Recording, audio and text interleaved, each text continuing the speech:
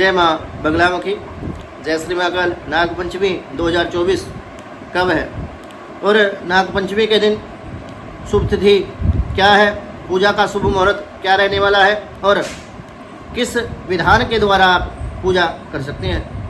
भक्तों, यदि आप अपने जीवन में कुछ नया सीखना चाहते हैं तो आप हमारे YouTube चैनल माँ बगलामुखी भक्त कुरुक्षेत्र को सब्सक्राइब करना ना भूलें।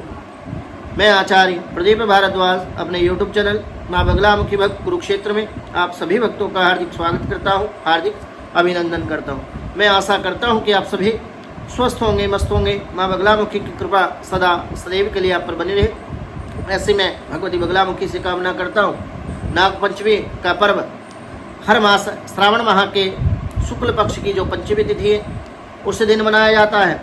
तो नागपंचमी का पर्व श्रावण माह के शुक्ल पक्ष की पंचमी के दिन मनाया जाता है। 2024 में नागपंचमी 9 अगस्त 2024 को बड़े धूमधाम से और हर्षोल्लास के साथ मनाई जाएगी। शुभ तिथि और पूजा का मुहूर्त, नागपंचमी की जो तिथि है वो 8 अगस्त 2024 देर रात 10:37 पर पंचमी तिथि प्रारंभ होगी और 9 अगस्त 2024 रात 8:50 पर पंचमी तिथि का समापन हो जाएगा।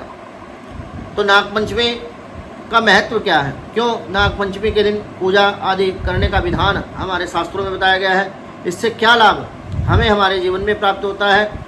नागपंचमी के दिन पूजा करने से, नागों की पूजा करने से, भगवान शिव की पूजा करने से शत्रुओं से रक्षा होती है। जो लोग शत्रु बाधा से पीड़ित हैं, शत्रु भय जिन लोगों के जीवन में बना हुआ है, उन लोगों को विशेष रूप से इस दिन नागों की पूजा या फिर भगवान आशुतोष की पूजा अवश्य करनी चाहिए।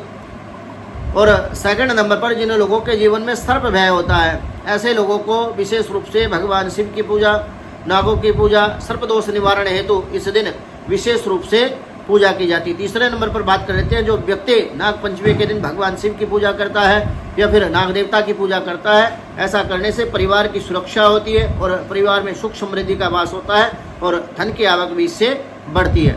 चौथे नंबर पर बात कर लेते हैं, जो इस दिन भगवान शिव या फिर नागों की पूजा करता है, में कृषि और पर्यावरण के लिए भी ये लाभकारी बताया गया है। इस दिन नागों की पूजा करने से कृषि और पर्यावरण को भी लाभ मिलता है, क्योंकि सर्प फसलों को कीड़ों से बचाते हैं। ऐसा हमारे वैज्ञानिक जो लोग हैं वो भी बताते हैं, हमने किताबों में भी पढ़ा, साइंस में भी इस बात का उल्लेख मिल जाता है कि सर्प खेती के लिए बड़े सहायक हैं, इसलिए इनका जो संरक्षण है वो अत्यधिक जरूरी है।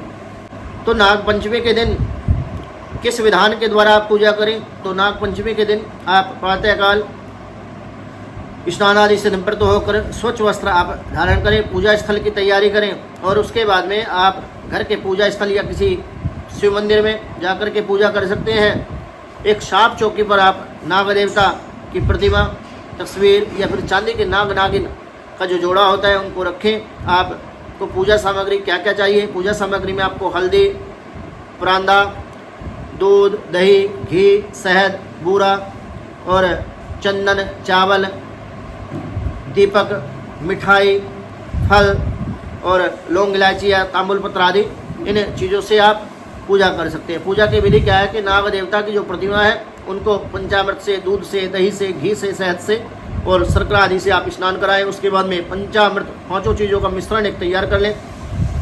नाग देवता को 5 चीज़ों का जो मिश्रण तैयार हुआ उसके द्वारा आप स्नान कराएं। इस प्रयोग को आप नाग नागिन का जोड़ा भगवान शिव के शिवलिंग पर रख करके, भगवान शिव के शिवलिंग पर चढ़ा करके भी इस प्रयोग को आप कर सकते हैं। ऐसा करने से भी आपको आपके जीवन में शिव पूजा और नाग पूजा दोनों का जो प्रतिफल है अपने जीवन में प्राप्त हो जाएगा।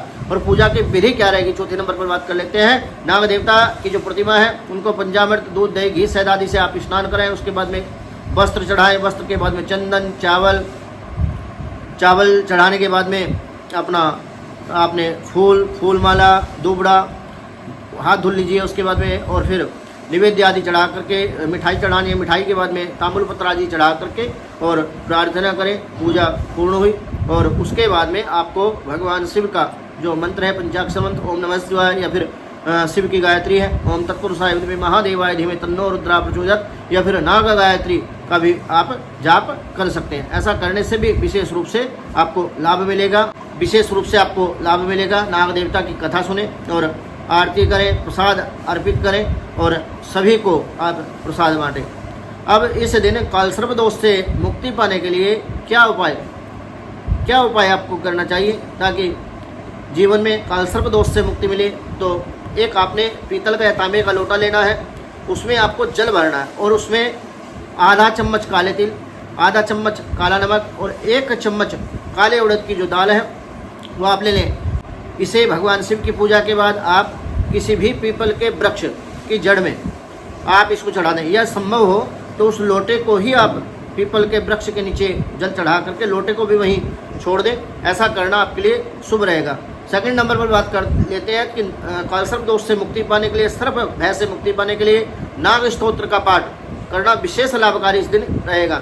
नाग पंचमी के दिन नाग स्तोत्र का पाठ करने से शुभ फलों की प्राप्ति होती है और ऐसा शुभ माना जाता है कि नाग पंचमी पर नाग देवता को दूध चढ़ाना या फिर नागों का जो बिल होता है उसमें कच्चा दूध चढ़ाना शुभ माना जाता है। ऐसा करने से भी कालसर्प दोष से मुक्ति मिलती है और नाग भय पूर्ण रूप से समाप्त हो जाता है और नाग देवता की कृपा जीवन में प्राप्त होती है। नाग पंचमी का जो पर्व है वो सर्पों की पूजा के लिए विशेष है, इसलिए आपको उनके प्रति श्रद्धा प्रकट करते हुए इस महत्वपूर्ण दिन का सदुपयोग करना चाहिए। जिन लोगों के जीवन में कालसर्प दोष है या फिर कुंडली के अनेकों प्रकार के दोषों से जो चिंतित हैं, जिनके जीवन में समस्या बाधा समाप्त ही नहीं होती या फिर एक समस्या समाप्त होती है पुनः दूसरी समस्या उनके समक्ष उपस्थित हो जाती है, तो सही विधि के अनुसार आप पूजा करें और भगवान शिव और नाग देवता की कृपा आप अपने जीवन में प्राप्त कर सकते हैं। भक्तों, मेरे द्वारा दी गई जानकारी यदि आपको अच्छी लगी हो तो आप हमारे यूट्यूब चैनल माँ बगला मुखी भक्त कुरुक्षेत्र को सब्सक्राइब करना ना भूलें।